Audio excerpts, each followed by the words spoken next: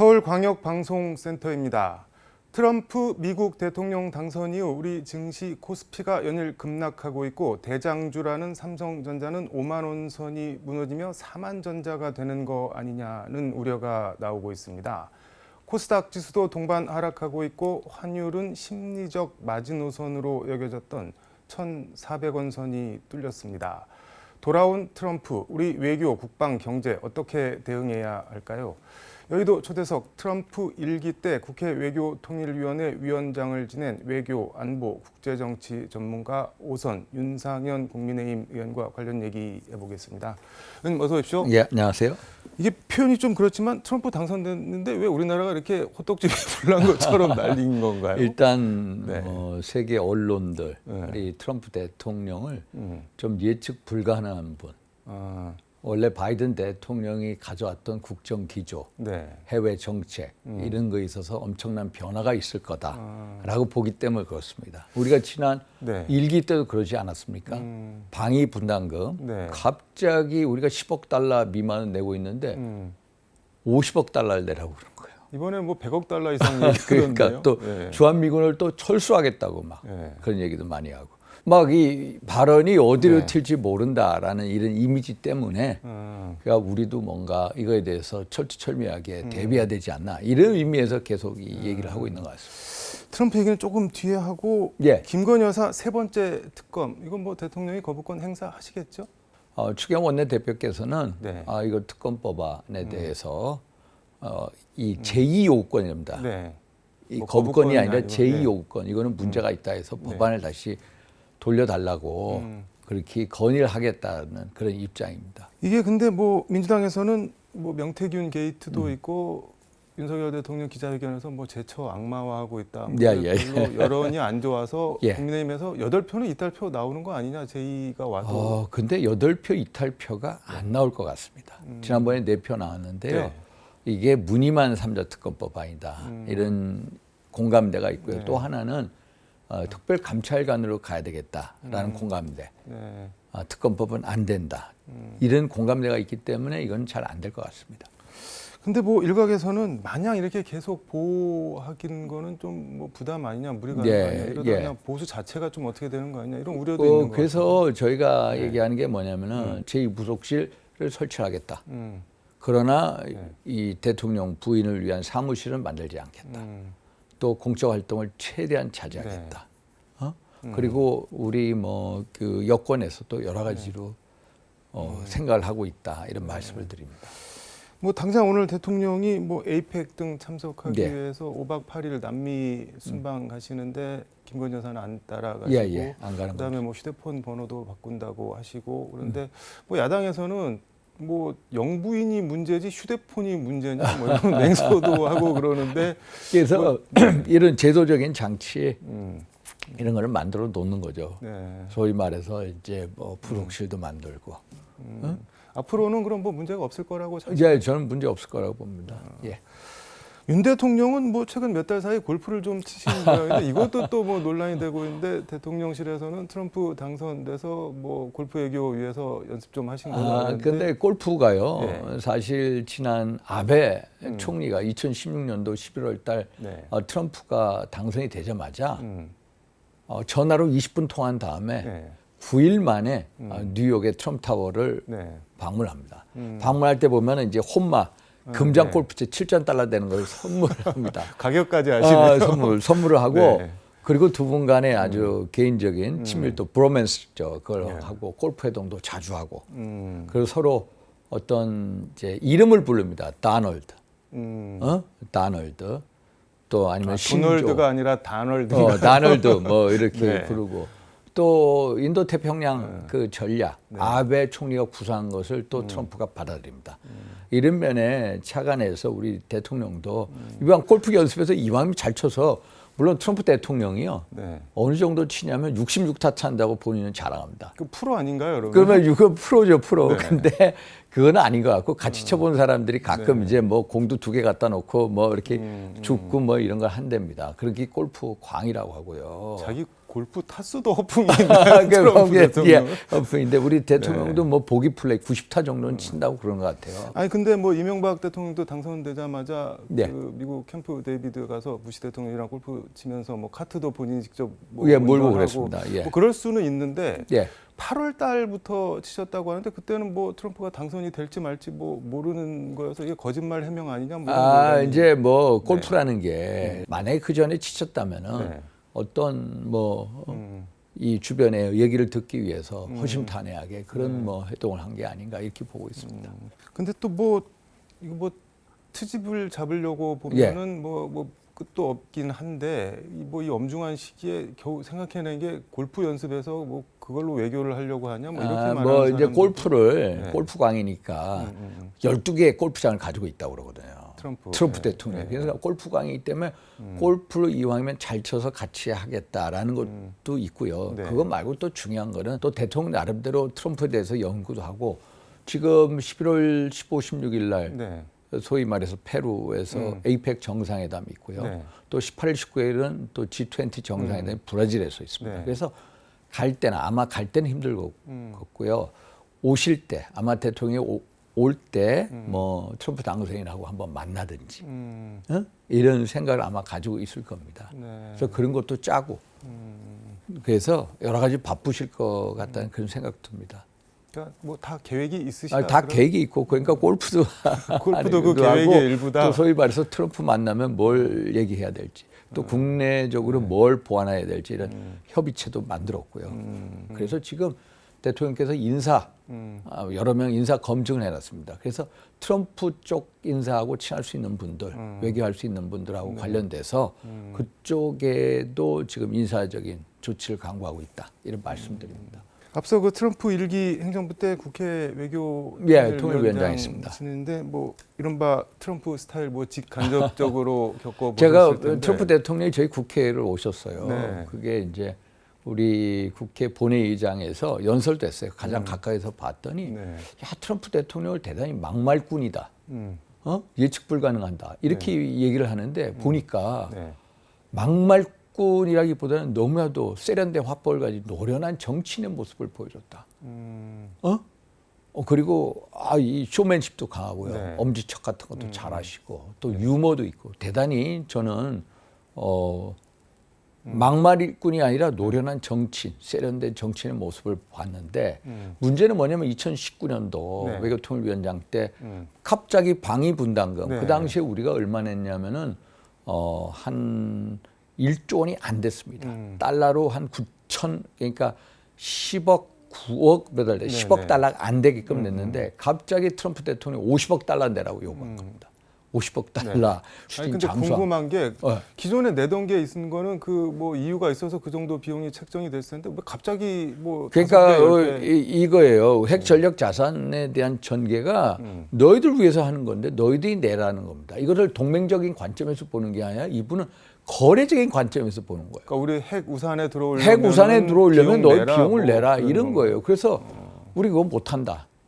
그것도 핵 전력 자산 전개 비용을 저보고 내야 된다 그래서 안 된다 해가지고 제가 옥신각신하고 그래서 우리가 방위 분담금 협상을 해서 제가 미국의 제임스 리시라든지 뭐 또 막 켈리 트럼프 대통령 최측근 의원들 만났더니 그러는 거예요. 야 50억 달러라는 것은 일종의 협상 카드다. 기브 앤 테이크를 통해서 유연성을 발휘할 수 있다. 네. 그래서 내려갈 거다 했는데 결국에는 협상이 안 됐습니다. 그대로 그 협상이 안 돼가지고 우리가 계속 질질질 끌다가 그러다가 바이든 대통령이 들어선 다음에 우리가 이제 우리 뜻대로 관철시킨 경험이 있습니다. 그래서 요번에도 우리가 2026년도부터 방위 분담금을 1조 5천억부터 내기로 돼 있습니다. 협상 아주 잘했습니다. 그런데 이걸 보더니만 2주 후에 트럼프 대통령이 시카고 경제클럽에서 무슨 소리냐. 한국은 머니머신이다. 그래서 100억 달러. 14조를 내라고 하는 거예요. 그래서 이게 가장 큰 현안 문제가 될 거고 사실 이거에 대해서는 반드시 이런 요구가 올 겁니다. 우리가 어떻게 해야 되나요? 그래서 어떻게 되냐? 일단 대통령이 트럼프 대통령을 빨리 만나서 우리가 머니머신이 아니다. 우리는 글로벌 미국의 아태 전략을 수행하는 데 있어서 핵심 파트너다. 그리고 한미일 군사협력 고도한 것은 북핵 미사일 견제고 이런 게 결국 너희들의 이게 유리하다. 그리고 우리가 작년에 미국에 투자한 돈의 액수가 215억 달러입니다. 외국 국가 중에 가장 많은 액수의 돈을 투자하고 너희들의 일자리 창출하는 경제 동맹이다. 이런 것을 설명을 해드려야 됩니다. 일단 그러니까 이거 뭐 주한미군 뭐 핵 전력 이런 거를 비즈니스 차원이 아니라 동맹이랑 같이 차원에서 동맹적인 차원에서 우리가 하고 있다.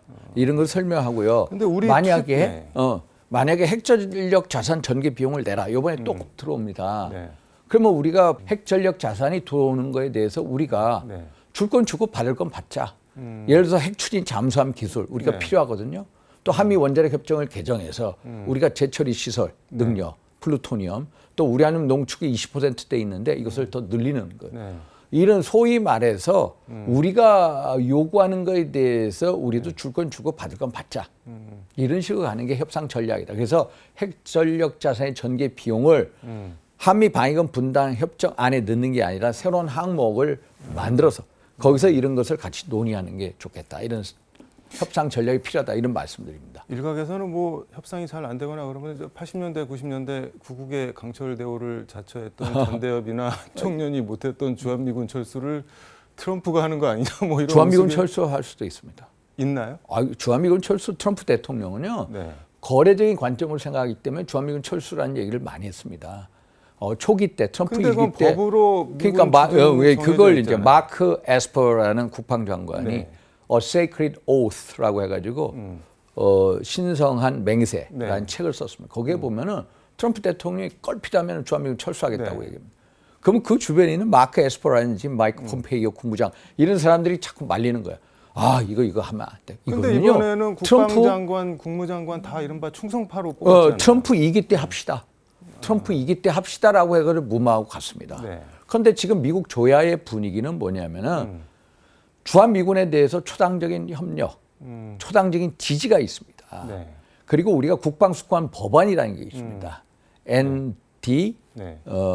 National Defense Authorization Act라고 해가지고 네. 1961년도부터 계속 해온 건데 내년도 국방 소위 말해서 국방수권 법안에 보면은 이 주한미군 철수에 대해서 명확한 조건을 달았습니다. 어떻게 조건을 달았냐면은 주한미군 28,500명을 유지한다. 만약에 철수할 경우에는 미국의 국가 이익에 부합하고 그리고 동맹국 한국하고 충분히 협의를 하고 한국의 국가 안보를 훼손시키지 않는다는 세 가지 조건이 있어야만 철수 소위 말해서 감축할 수 있다라고 해가지고 그 조건을 까다롭게 해놨습니다. 그래서 이런 국방수권 법안 내년도에 대해서 지난 하원에서 2024년 6월에 이 법안을 통과시켰거든요. 그래서 이것을 빨리 상원에서도 우리가 1월 달 끝나기 전에 레임닥 세션이라고 하는데 그 전에 상원에서 통과시켜서 여야 합의로 국방수권 법안을 만들어야 된다. 이게 우리의 외교력에 필요한 분야다. 이런 말씀을 그러니까 일종의 대못을 박아놔야 된다는 건데 맞습니다. 트럼프도 맞습니다. 뜯어낼 수 없는 그걸 할 수가 있나요? 근데 지금 우리가 지금 할 수가 있습니다. 우리가 외교를 통해서 주한미군 철수하는 거에 대해서 반대하는 의원들이 많기 때문에 상원에서 예를 들어서 빌 해거티 상원의원, 제임스 리시 상원의원 이런 분들이 있지 않습니까? 이런 분이 나서 주한미군 철수에 대해서 명확한 이 조건을 붙이는 이게 바로 우리 외교부의 노력이 필요한 분야다. 이런 말씀을 드립니다.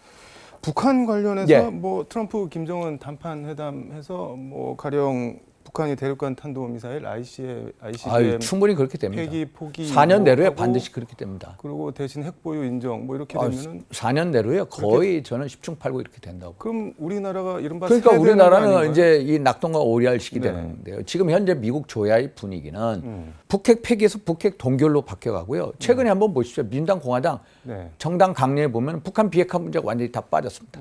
북한 비핵화 아예 논의 안 된다는 겁니다. 네. 조의 분위기가 완전히 바뀌었는데 물론 김정은의 입장에서는 일단 추파를 던질 겁니다. 트럼프 대통령. 그런데 트럼프 대통령의 임기는요. 딱 4년입니다. 더 이상 할 수가 없어요. 지난 4년 했기 때문에. 그러면은 김정은 위원장 입장에서 어떻게든 트럼프 이번 행정부 때 사실상 핵 보유국지 인정을 받자라는 속셈이 있습니다. 그래서 만약에 러시아하고 북한 간의 이런 군사 기술 이전이 되면은 북한이 명실공히 마음 먹고 어디든지 LA든 뉴욕이든 괌이든 마음 먹고 때릴 수 있는 핵 공격할 수 있는 능력이 됩니다. 그러면은 트럼프랑 김정은이랑 그런 협정을 체결하신다는 말씀. 그러면 이 상황까지 오면요. 우리 어떻게 해야 돼요? 그러니까 트럼프는 어떻게 되냐? 야, 제발 ICBM 폐기해. 네. 핵 동결해. 핵 확산하지 마. 우리랑 군축회담해. 네. 그러면 북핵 동결로. 북핵 폐기가 북핵 동결이라고 하고 그러면 북한은 사실상 핵 보유국이 되는 네. 겁니다. 그럼 사실상 핵 보유되면 우리는 재앙이죠. 만약에 북한이 연평도 공격을 했습니다. 네. 그런데 우리가 제대로 야 우리가 소유 핵폭탄 터뜨릴 거야. 만약에 군사 위협하죠. 제대로 대응 못할 상황 우리가 위축될 수밖에 없다. 네. 그래서 우리도 저는 주장한 게 우리도 핵무장하자. 그 핵무장이라는 게 제한적 의미의 조건부 핵무장을 하자는 겁니다. 우리도 트럼프를 설득해서 북핵 폐기용 핵무장. 우리도 핵무장하는데 북핵 폐기할 때 우리가 동시에 핵 폐기하겠다. 이런 식으로 제한적 핵무장을 하자고 우리가 협상을 해야 된다는 겁니다. 사실 트럼프 대통령도요. 2016년도 네. 4월 달 트럼프 일기 때 공화당 대통령 후보 경선에서 무슨 말 하냐. 북한 핵 문제? 이거 한국하고 일본하고 핵무장하는 게 낫겠다. 이런 발언했고요. 그러니까 지금 말씀을 들어보면 이제 북한이 어쨌든 핵 보유국으로 가는 게 정해진 수순 같으니까 정해진 우리도 수순입니다. 대응할 수 있는 핵을 만들어 놓고 우리도 제한적 핵무장을 같이 해야죠. 깎아 나가자. 뭐 같이 이런 깎아 나가자. 같이 하자. 그리고 제가 최근에 그거 한반도 핵밭되는 거 아닌가? 그러니까 핵밭이 아니라 궁극적 핵폐기죠. 한반도 비핵화 선언 쪽으로 올라가는 거죠. 왜? 북한이 절대적으로 핵폐기를 안 하니까 우리도 핵무장을 제한적이라고 한 거예요. 네. 조건부 핵무장 한 다음에 네. 동시에 핵폐기하자 이런 식의 어떤 전략 구상이 있어야 된다. 최근에 그 엘브리지 콜비라고 네. 트럼프 일기 때 국방부 차관보 지낸 친구입니다. 젊은 친구인데 하버드 예일 나왔어요. 네. 제가 최근에 만났습니다. 만나서 이 친구는 뭐라고 그러냐? 확장 억제를 네. 위해서 한국의 핵무장도 배제하지 말자. 이런 식입니다. 지금 미국 조야에서요 계속 한국 핵무장 시켜주자 이런 분위기가 가고 있나요? 있습니다. 그래서 뭐 이런 거 대응하려면 특사 파견이나 외교 안보 라인 교체가 필요한 거 그래서 아니냐? 저는요 사실 대통령이 빨리 만나는 게 좋고요. 만약에 이번에 그 뭐 페루하고 브라질 방문에 오는 중에 못 만나면 빨리 특사를 파견해야 됩니다. 특사를 파견해서 아까 말씀한 한미 동맹의 중요성, 경제적인, 네. 안보적인 그 동맹의 경제 동맹이죠. 우리 군사 동맹 아닙니까? 네. 동맹의 중요성을 말씀을 드려야 되고요. 네. 또 다음 일정도 잡아야 되고 다음 두 분 정상 간의 네. 미팅 일정. 그래서 인간적인 신뢰를 구축하고 한미 동맹의 중요성을 알리는 특사 파견이 필요하다고 보고요. 그리고 외교 안보 라인에 대해서는 적어도 이 한미 동맹의 중요성, 외교 경험이 있고 이런 거에 대해서 설득할 수 있고 그 트럼프 대통령 주변의 측근 인사들을 알고 이런 사람들이 또 대사도 마찬가지고 이런 분들이 다시 또 채워져야 되는 이런 이 시기에 와 있다 이런 말씀드립니다. 뭐 새 술은 새 부대에 담는 차원에서 의원님이 직접 플레이어로 뛰실 생각은 없으세요? 저는 뭐 국익이 필요하면 국가부랑 언제든지 뛸 용의가 있습니다. 그럼 그 주변 인사들도 좀 알고 있기 때문에 뭐든지 뭐 어떤 국가의 부름이 있다면은 뭐 항상 할 자세는 돼 있죠. 외교부 장관 가실 수도 있는 거예요. 예, 그거는 뭐 제가 말씀 못 드리는 거고요. 그거는 뭐 대통령의 고유의 인사 권한이고요. 네. 사실 제가 이 외교, 그러니까 엘브리지 콜비를 얘기했습니다만 한반도 외교를 하는 데 있어 중요한 그 트럼프 대통령의 또 주변 측근들이 로버트 오브라이언도 있고 뭐 최근에 마르코 루비오 플로리다 상원의 국무장관 되지 않았습니까? 마이크 월츠라는 또 이 사람은 백악관 안보 보좌관 됐습니다만 의회 쪽에 보면은 제임스 리시라고 상원 외교위원장입니다. 지금은 이제 상원에서 공화당이 이제 소수당이기 때문에 간사 역할을 하는데 또 다시 상원에 이번에 53석을 차지했거든요. 그래서 다시 상원 외교위원장이 되는데 이분 그런 분들 다 아시는 건가요? 알죠. 이분은 알고 또 마이크 켈리라고 이분은 트럭 현대차 트럭 카 딜러입니다. 펜실베니아에서 하다가 2011년도부터 지금 8선 국회의원 하고 있는데 이분이 친한파고요. 소위 말해서 코리아 코커스 한국 관계하는 거기에 공동 공화당 의장입니다. 이런 사람들하고 뭐 얘기가 되고 또 뭐 앤디 킴 뭐 항상 또 영킴이라고 있지 않습니까? 요번에 그 이제 3선 의원 됐죠. 영킴 또 앤디 킴 전부 친한파 우리 한국계 소위 말해서 정치인이죠. 이런 분들하고도 또 교류할 필요성 이런 것도 있습니다. 알겠습니다. 시간이 다 돼서 말씀 재밌게 들었는데 오늘 여기까지 듣도록 하겠습니다. 고맙습니다. 감사합니다.